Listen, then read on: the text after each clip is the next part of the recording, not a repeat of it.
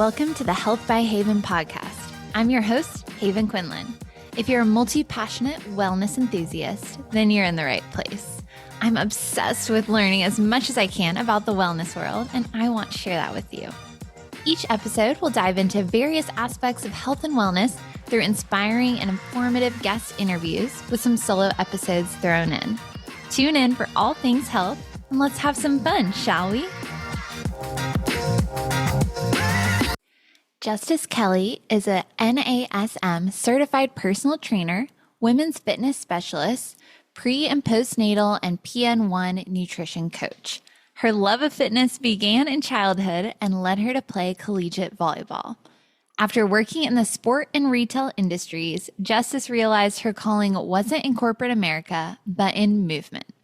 She threw caution to the wind, moved across the country, and became a certified personal trainer. After a few years at a big box gym, she set out to start her own business, Strong with Justice.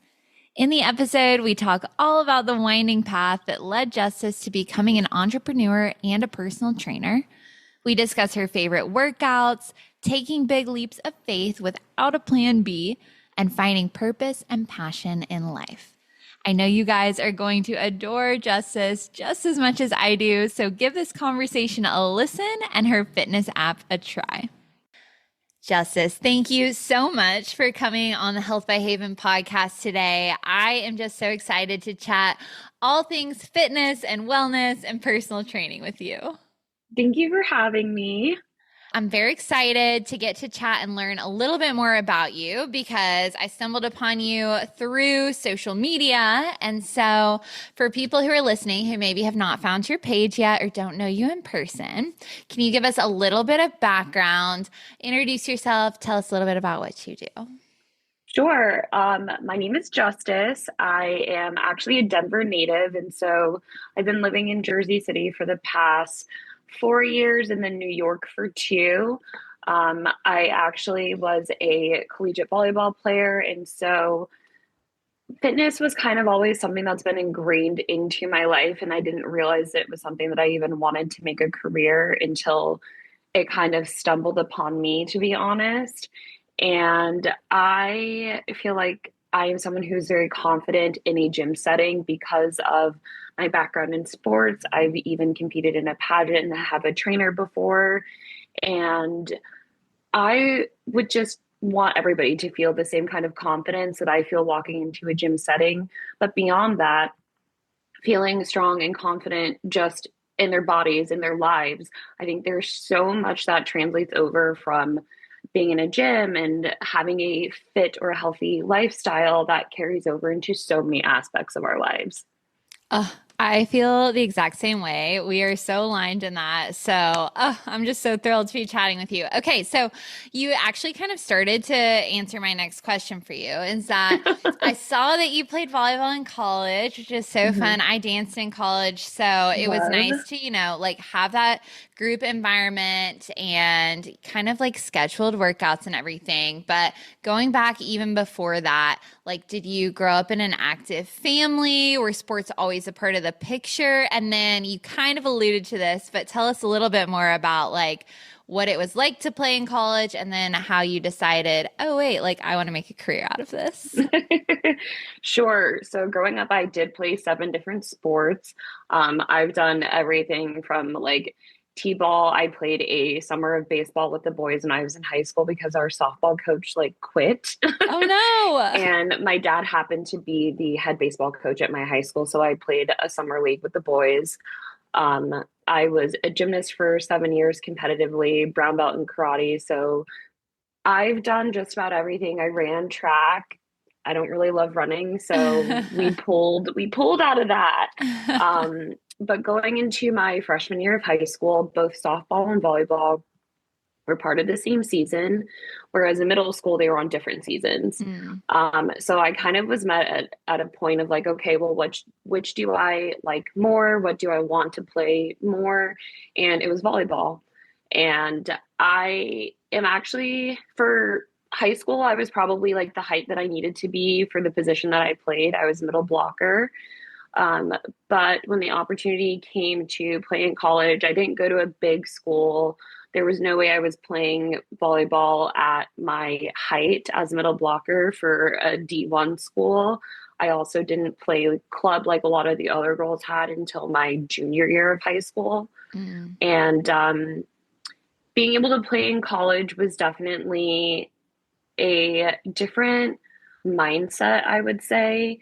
The workouts were tougher, the three-a-days were tougher, Mm-hmm. but I think that the community and camaraderie of teammates was better for me in college, especially towards like my sophomore, junior, and senior years than my high school years. Okay. And community in sport is like so important, I feel like, to want to like actually keep showing up. And so, what was that like for you in your college sports team? Sure. So I feel like my first year was actually a little tough. I went to a school in South Florida that was far away from my family. And I just remember at the time I was still recovering from an ACL injury.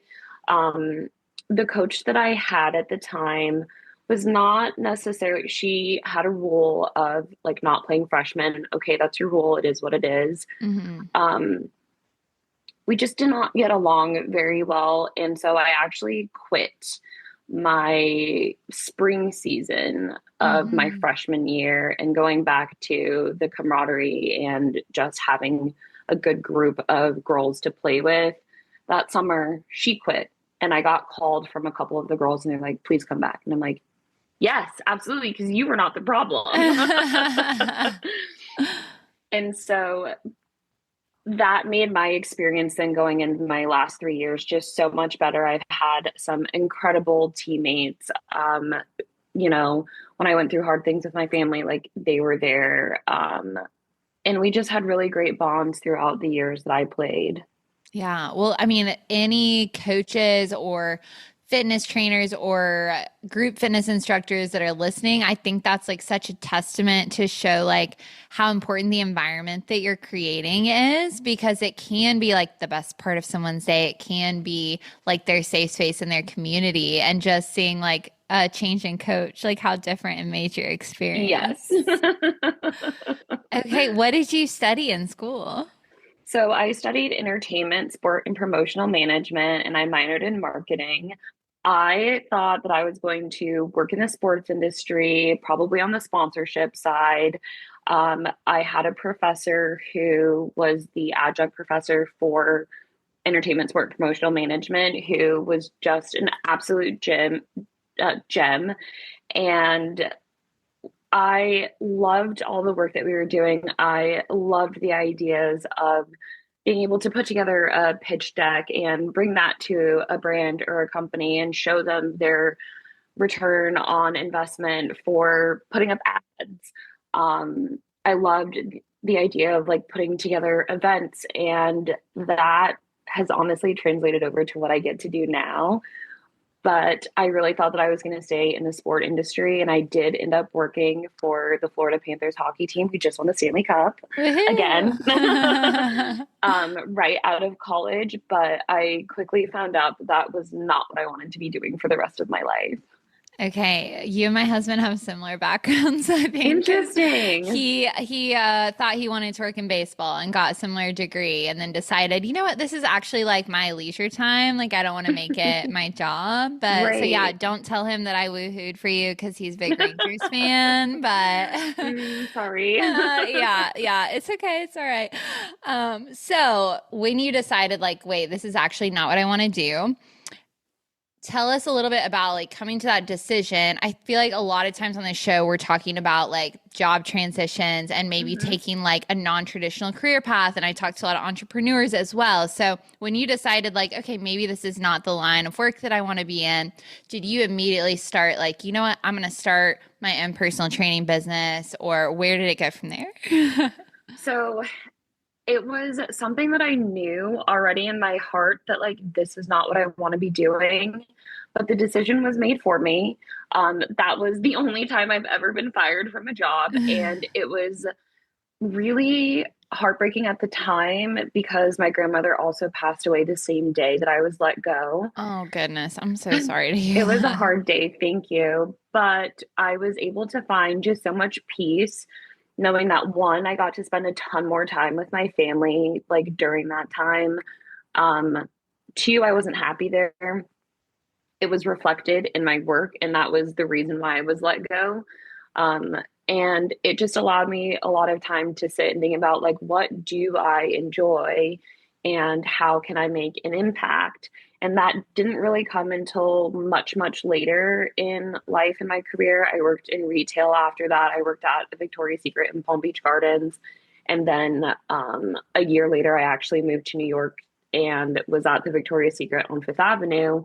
And that's when I was really sitting with like, okay, this isn't what I want to be doing. I know that this is just kind of the in between time. Um, but someone had worked at a big box gym that I'm not going to name, um, and had reached out to me. They're like, I think you would be so great at this place. Like their culture is amazing.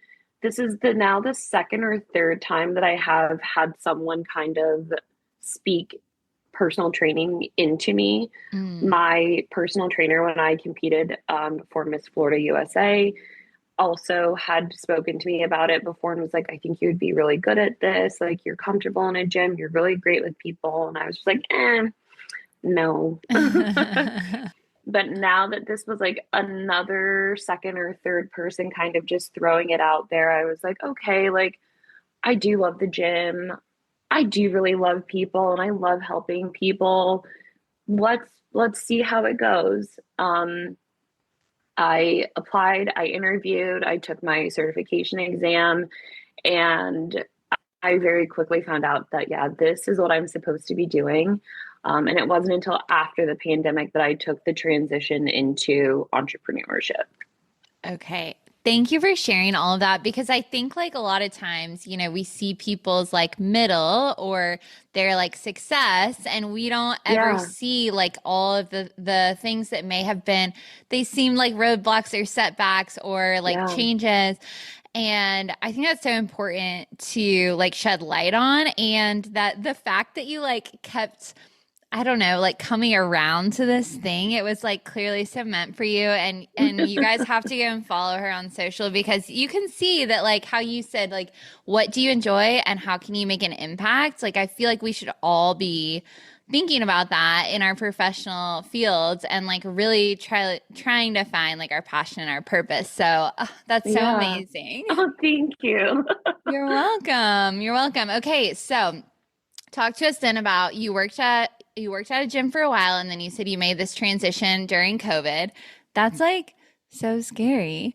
Tell us when you were like, Yeah. okay, it's time. I'm gonna do this thing. I think that I did go back to the gym like as gyms were opening, and then it was just kind of like, this is not the environment that I want to be in. I'm also not making the money that I could be making. And at that time, it was just like, okay, I am gonna jump ship and I am gonna do this on my own, and we're just gonna see how this goes. And at this point, I had already built rapport, and I've had a couple of years underneath my belt, but I'm also really fortunate that I have a very supportive family friend unit who have all been like, yes, you absolutely can do this. And it started off really slow. And it definitely took a lot of time to like grow and snowball, but I have been so, so lucky with just the clientele that I have. A lot of people have been word of mouth. I would say within this past year, more particularly, I've gotten more client leads off of TikTok, which is wild to me. Power of social media. Who would have thought? Well, one of my clients works in marketing and more specifically like social media for some very big brands. And he's been telling me for years at this point, you need to be on TikTok. You need to get on Mm. TikTok. And it's like, I finally listened and I was just like, oh, by the way, you were right. And he goes, no way. But it's conversations that I also have with my clients as well of like, these are the things that you should probably be doing. And then 5 years later, they finally do the thing. And they're Mm. like, oh, by the way, I got the result. And I'm just like, I've only been saying this for so long. About time. Yes. Okay, well, maybe TikTok's the thing that keeps following me that I'm like refusing, but maybe you're inspiring me. What I am enjoying about TikTok really is it's it feels more authentic than Mm, Instagram, mm-hmm. and everyone is just kind of posting and being themselves, and I don't feel as much pressure, I guess. And like some of that is probably like we put that on ourselves, but Mm-hmm. like the community on TikTok is just so very themselves, transparent, and like not perfect and posting in real time, and like I enjoy that. It's a little bit messier and Yeah. I love that. Yeah. I mean, what kind of like what we were talking about offline beforehand, like not feeling like you have to curate everything perfectly. You just want to produce content that's helpful to people and get it Yes. out there. Yes. Okay. Maybe we'll do it. If you've been listening to the podcast or following along on Instagram, you probably already know that I'm getting ready for a big move back up to New York City. I'm so excited to have a new space to design, and while I don't know exactly where I'll be living yet, one thing is for sure. My home will feature artwork from my favorite Etsy shop, Arranger Paints. My favorite piece from the artist Steve is a painting of the New York City skyline. It's hanging over my desk as we speak, and it will certainly be making the move to the Big Apple with me. If you're looking for one-of-a-kind artwork to personalize your space, be sure to check out arrangerpaints.etsy.com. As a special thank you for Health by Haven podcast listeners, use code HXH10 to get 10% off your next purchase. Thank you for your support of the show and for supporting our podcast sponsors. Now, back to the show. So you made the leap. You decided, I'm going to go out and do this thing on my own. Sounds really overwhelming, but like you had a really great support system, which is huge, I'm sure. So talk to us about your personal training business, how it started, how's it evolved since then? Sure. So I think I started out with like two or three clients. And from there, I was using a site that's similar to like Thumbtack, I think. I can't remember the name of it. Lessons.com. Mm, And built my little profile. And so I'm based in Jersey City, and my business started to grow of like, okay, this person found me, this person found me. And I was starting to see some of the like sales coming back in from working with the Florida Panthers, of reaching out, doing cold calls, um, doing sending out emails of like, hey, like I got your inquiry, and it has just blossomed. From there, the next kind of transition, I looked into a couple of apps because I had some people that live in Denver, and I've had some family friends that were like, oh, like we'd love to work with you. So I'm like, okay, like how do I then work with a person here? So I did look into a couple of platforms. At one point, I was using one platform and sending out personalized programs to people. And that feels really easy, low lift for me. It doesn't take up as much time. And so, like, I was getting my feet wet with that. Um, because of the pandemic, I had also been used to doing coaching over FaceTime. So mm, that became like something that I was able to offer.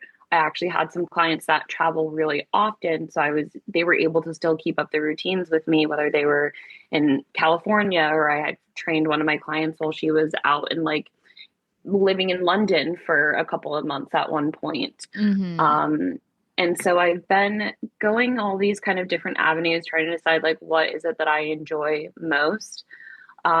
Over last year, I started doing small group training in Jersey City. So 2 to 4 people max at a time, a very specific time. And that's been going really well. Mm-hmm. And within this past year, I started to develop a program that is on an app, a 6 week at home program that I built for very busy people, 35-minute workouts or less. You could do it with bands, body weight, dumbbells, whatever you have equipment access to. you're still able to make progress with on this particular program. Um, and my goal has ultimately been to, I wouldn't say my goal obviously is to grow as an entrepreneur, as a business owner, but really is to how many people can I impact in a way that feels meaningful. Hmm. And so having a app platform where something is already pre-programmed for you is incredible. And it is low lift for me because at some point I will step back from in-person training. It's the thing that I love the most. But at some point, I do want to be a mom and raise a family, and I know that it will require me to step back from in person. And so I'm laying the groundwork now Hmm. for the more passive kind of income stream of programs. Yeah, well, and congratulations. I did see that app launched. So Thank that's very you. exciting because I'm sure while it will, quote, run itself a little bit, it probably was a lot of work to get to that So much point. work, so much filming. What I will say, like, I'll still also do online training, and the difference between the two is the program is very like follow on your own. I do still do check-ins, but it's just not as it's not as hands-on and not as personalized as if I were to work with a client over an online program. I send it out to you, I'll check in with you once a week. We get FaceTimes. Hmm. That to me is still really personal, Hmm. and I enjoy the very personal aspect of personal training. That's called that for a reason. So like that'll always still be an option as well. But yeah, the I think that the Strong at Home program is a really nice entryway for people. Absolutely. I mean, it's probably a bit more approachable cost-wise if people can't afford a Yes. personal trainer. And Yep. then, yeah, you can't be in a million places at once. So expanding your impact so that more people can, learn about fitness and the benefits on their overall health and like get moving, get healthy. I think that's wonderful. Yes. Thank you. Okay. I saw you have a women's retreat coming up. Tell us Ooh. about that. So that was last year. Last year. Oh my gosh, I did not do my Ah, research very well. Tell no, us it's about it okay. then. So last year, this was kind of one of those things where you're sitting in a kitchen talking with your friends and decide to come up with an idea. It was something that was definitely on my bucket list. This year, there were just a lot of personal things that were happening in my life that I think took precedent. And so, why I decided to not do one this year. But last year, I was able to work with a really good friend of mine and my boyfriend's, and he's a chef, a Michelin star chef. He has worked with Tony Robbins as his personal chef, to just throw that out there. Wow. So he is very skilled at what he Yeah. does. And we were hanging out one night, and the idea came of just like, what if we worked together? What would that look like? And then we met again another time, and it's just like, okay, so are we doing this? Is this what we're doing? And the whole idea of the women's retreat I was very strategic in terms of timing. It was June, so it's halfway through the year. Mm-hmm. Was to set the tone for the remainder of the year. Mm-hmm. So the menu was also really curated. We made sure that like breakfast, we always had protein, fruits, vegetables. Lunches were also very curated. We had Thai lettuce wraps one night, or one day for lunch. I think there was salmon for dinner one night, and then like a whole roasted chicken like the following night. Um, it was just a really beautiful experience for the women to connect with other women, um, reflect on the previous 6 months, and then set intentions for the following 6 months. Workouts were included. There was pool time. Wow. All of that sounds so incredible. The food sounds amazing as well. I tried to frame it as the ultimate girls sleepover with very intentional, like mindful health and wellness topics.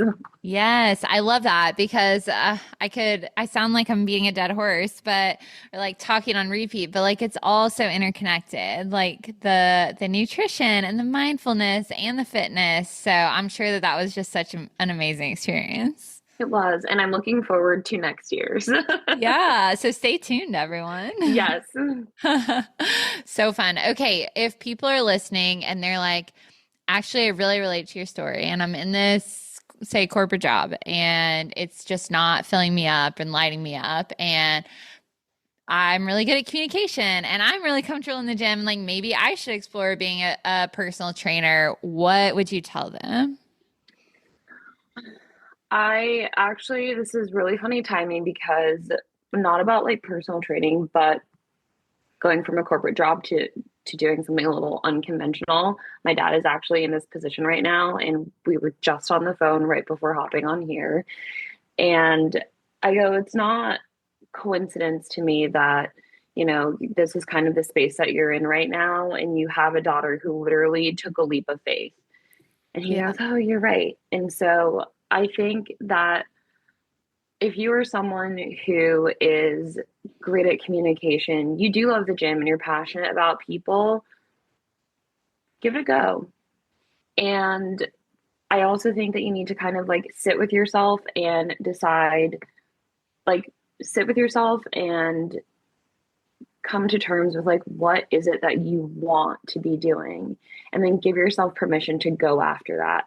Not everybody is going to understand like your vision, your goal, but if you truly feel and believe that this is something that you're called to do, then pursue that. You're giving me chills. So good. So good. I feel so strongly about this. It's like just make it happen. Like yes, there's going to be roadblocks. There's never going to be a 100%. perfect time. No. But like if you really want it, you have to try at least. You have to try. And like, I think that I know that there are also people who are like, okay, well, don't quit your day job and like do this on the side. If you can go that route too. But if you are truly feeling like maybe if you have the safety net and the Mm, backing to leave said job and go all in on a dream, do that. I love it. I couldn't agree more. Okay, and then kind of in the similar vein, if there are people that are aspiring entrepreneurs, maybe they're in the fitness industry or not, and maybe it's the same advice, but like, what would you say to them? Like, when you were starting your business, it sounds so overwhelming. There's so many different things you have to do. Like, give some advice for those listeners who are like, no, I like really want to do my own thing. Ooh, okay. I would say if there's one thing that I would change about my own experience of starting out as an entrepreneur, it would be hire the right people the first time Mm, because you're going to need someone to do your books. I think mm, accounting is so important, and I think that it's stuff that we kind of like might overlook. mm-hmm. Um, but make sure that all of your ducks are in a row. If you know someone who's maybe a paralegal, have someone look over all of your contracts, make sure that you are good on all fronts. Um, that is my biggest piece of advice for entrepreneurship. You need to have everything in a nice, neat bow and then go after and do all the fun things, but like make sure that all of the very business contractual stuff is neat and tied up first. Great advice. All right, I'm going to shift us into some fun questions now. Not that Sure. they aren't all fun, but These you have all know. been fun. Yeah. Okay, if you had a day where you were like, I'm going to program my absolute favorite workout, like all your personal favorites, Ooh, what would it be? okay. So I've been into torturing myself just a little bit. So I'm going to start with sprints. I think a good workout starts with power, speed, or agility. So we're starting out with sprints or box jumps. The former volleyball player in me Mm, loves some box jumps. mm-hmm. Before that, mobility. We'll do some core work and a little bit of glute work. I won't go like too specific into that. But then into major lifts, my absolute favorite lift, my clients know this, we're going deadlift. Deadlift first.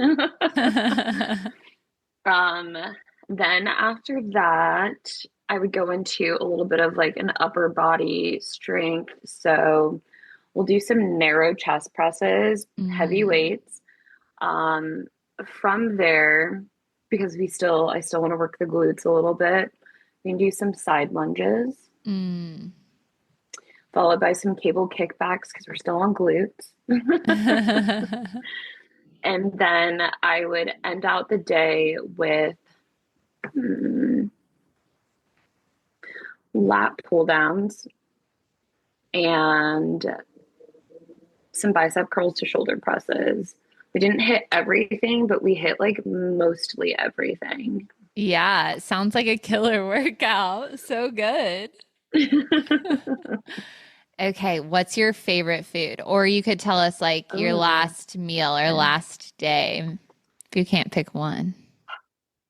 okay. So I've had like a thing of like after doing big things that I'm really proud of, a good cheeseburger.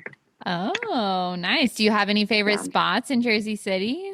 Um, I don't know that I have like a burger place in Jersey City. Like if I'm gonna go and sit at a place, but like if I'm gonna order, Diesel and Duke is by far like my favorite place to order from for a cheeseburger in Jersey City. All right, you guys heard it here first if you're in town. Okay, and then any new like products, wellnessy things, classes, anything that you've been Yeah. loving lately? There's a couple of ooh classes I love. Rumble boxing is always great to me. I am not like a huge group class person, but I do love going to Rumble. I think boxing is so much fun. It's great Mm. cardio. I think that the way that they pair like the strength training with the cardio with the bags is really great. So Rumble and the Jersey City location actually just opened like 2 months ago. So I've been going there. Oh, Love that. fun. And as far as products goes, ironically, it's not wellness related, but it's beauty. And I feel like sometimes I kind of float in between. And ironically, it's like sitting in front of me. Oh, The new one size powder melt setting spray is like, it's been the talk of the town. And it is exactly the, it is the girl that she thinks she is. I'll have to check that out. I think so. It's got hyaluronic acid in it, so I guess it still falls into like a little bit of wellness because it's skincare. Yeah. So we're loving that lately. Amazing. A little spritz of that after Rumble class. Yes. Okay, I have some rapid fire this or that style questions. Oh, okay. Morning or evening workout? Morning, Running or walking? walking, Lifting or body weight? lifting. Indoor or outdoor workouts? So my real answer is it depends on the weather, but I'm going to go indoor. Mm-hmm. Juice or smoothie? Hmm. Smoothie, Coffee or matcha? coffee. Salad or bowl? Mm, bowl. Pizza or pasta? Oh, ugh, that's a hard I one. know, it's the hardest one in my opinion. Oh, pizza, Tacos or quesadilla? tacos. An early riser or night owl? I'm an early riser. I am up at 4:30 basically every day. Oh my gosh, I guess you have to be life of personal trainer, right? Yes. Okay, Justice, I feel like I literally could have talked to you all day long about this stuff. But for people who are listening, who are like, we love her, we need to know more, where can they follow along? How can they work out with you, whether it's in Jersey City or at home? You can follow me on Instagram and on TikTok, justice underscore Kelley, Kelley.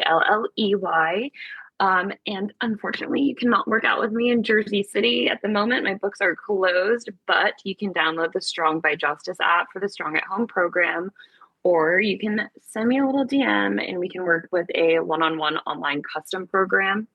And be on the lookout for some pop-up classes. I've been doing a little series in Williamsburg, actually, and there's a couple more in the pipeline. So fun. I'm going to have to come to one of your Williamsburg classes. That sounds Yes. amazing. Well, what are you doing Sunday? Well, I won't be in the city, but Okay. when I'm there, yes, absolutely. Good deal. Thank you again so much. It was so much fun chatting. You as well. Bye. Have a great day. Thank you so much for tuning in to this episode of the Health by Haven podcast. If you enjoyed today's episode, please be sure to give the show a 5-star rating and leave a review. It makes such a huge difference in reaching new people and spreading the joy of healthy living. I would also be so appreciative if you subscribe to the show in the listening app of your choice so you never miss an episode. Your support truly means the world to me. Have a happy, healthy day, and I'll talk to you again soon.